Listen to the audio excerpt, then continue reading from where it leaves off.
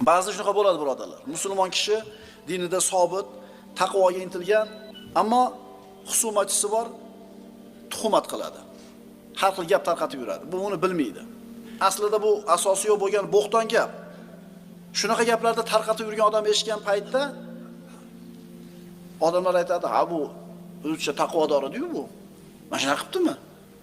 Biz o'zimiz ham shuna deymiz. Qaranglar-da. Shunaqa tekshirmaymiz. Alloh taolo Qur'onda nido qilgan mu'minlarga. Astagfirullah. Ya ayyuhallazina amanu in ja'akum fasiqun binaba'in fatabayyanu. Ey iymon keltirganlar, bir fosiq xabar olib kelsa, fatabayyanu, aniqlanglar, so'rab surishtiringlar. Bilmasdan bir qavmga ozor yetkazib qo'ymanglar, tekshirmasdan shu gapni. Bunaqa gap tashlaydigan odamni bozorga doim girdi. Hammamiz ikki quloqimiz bilan dinga eshitib turamiz. Shat sindirib qo'ying-da bir marta. To'xta. Hozir men telefon qilib so'rayman shuni.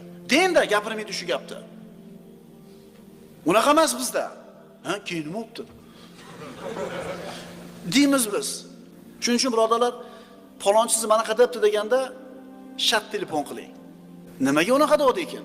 Bir sababi bormi ekan? U ham tekshirmasdan bir gapni eshitib turdi. Sakkiz mana qada bordimi ekan? Yo'q, Alloh taolo buyuryapti. Bu bizning ixtiyorimizdagi ish emas, birodarlar. Xabar kelganda so'rab surishtirishlik.